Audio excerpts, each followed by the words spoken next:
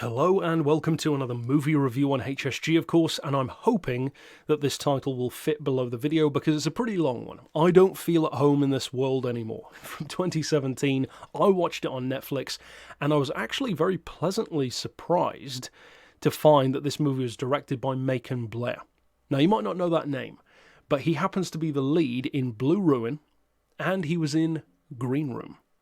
One of my most controversial movie reviews due to my stance on pit bulls in that movie. Not that I dislike pit bulls, I love them. Quite the contrary, my issue was that I don't find them intimidating in that film. You know, each to their own. But nonetheless, that's two fantastic movies. And now he directed and wrote this one. This movie has some really good scores online.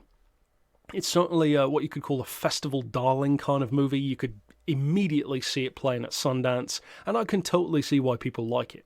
And, spoiler alert, I do too. Now, we're going to get into some spoilers later on in the video, but as far as the non-spoiler portion of this review, for, of course, those who haven't seen the movie yet, what can you expect and why is it worth watching? Well, as far as the story, it's super simple. The story revolves around a depressed, single woman who is burgled in her very modest little home, not in a exactly affluent area of the States, and she's just had enough of how people are to each other. She's had enough of it. So she teams up with a neighbour who's eccentric, to say the least, played by none other than Elijah Wood, and they go to get her stuff back. And it basically goes nuts from there.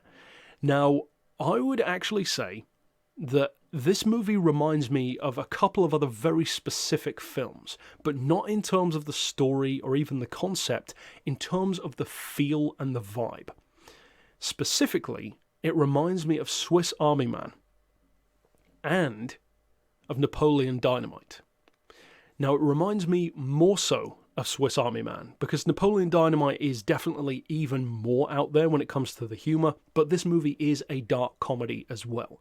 There's elements of action in there, elements of almost like absurdist humour sometimes, but not quite, almost like a Monty Python level, but as I said, not quite that far, but definitely Swiss Army Man. It has that same kind of really well-shot, good-looking vibe with a lot of very out-there, oddball humour, a kind of weird scenario to begin with that executes it very well. I would say, in fact, that if you don't like Swiss Army Man, you might not like this movie's kind of humour either. It's not quite as garish as Swiss Army Man in terms of, you know, the farting and all that kind of stuff, but there's something about it that just gives me that sort of vibe. Now, the things that I did and didn't like about the movie are very simple, because there wasn't even anything that I didn't like. I really like everything about it. I like the pacing, I like the characters, I like the acting. I thought that the humour was great. Most of the jokes, quote unquote, aren't really played as jokes. They're just story beats, in effect. And if you happen to find them funny, great. If you don't, then it still works as a movie. This is the kind of movie where you could not consider it a comedy at all, never laugh once, and still love it.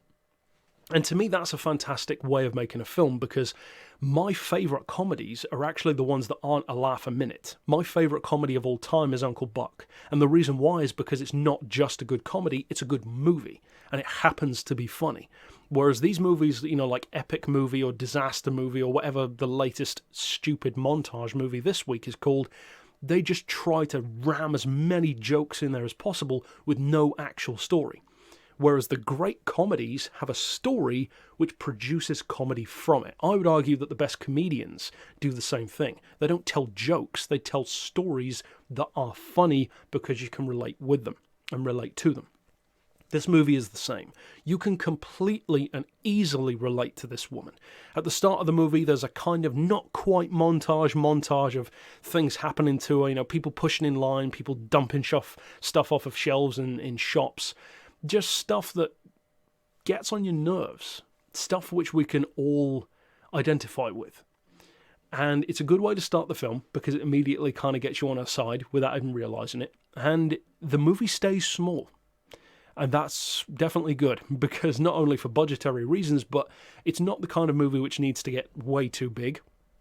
It stays grounded, it stays small. You've got some additional characters coming in and out of the story, but they all feel weird and oddball and funny in their own little kind of way. Some are definitely more self-serious than others, but they all work in this weird little world. And that, I think, is why, for me, it reminded me so much of Swiss Army Man and even Napoleon Dynamite, as I said, to some degree. So what then about spoiler talk? Well, to be honest with you, there's not too much I want to get into with this movie when it comes to spoilers. I think that the violence, especially as you get toward the end, of course, is actually pretty well carried out. Characters get hurt who you don't expect to, and I guess I don't need to dance around the bush because this is the spoiler section. When, for instance, Elijah Wood gets stabbed multiple times, you don't see that coming.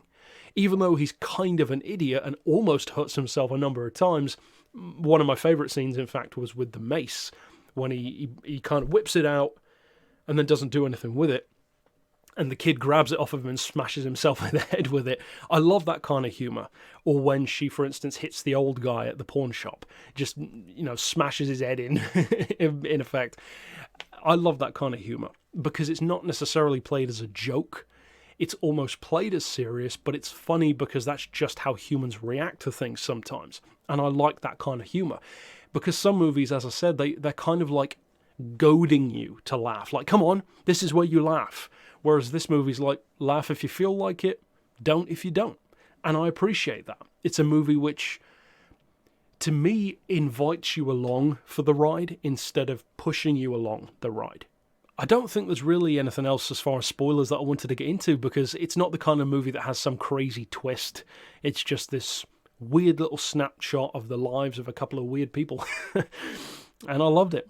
I liked it. And yeah, tell me your thoughts down below. Did you like it? Did you maybe dislike it? Some people are bound to dislike it. So, of course, if you do dislike it, give some reasons why. And, of course, stick around on the channel for more movie reviews in future. But for now, as always, thanks for watching.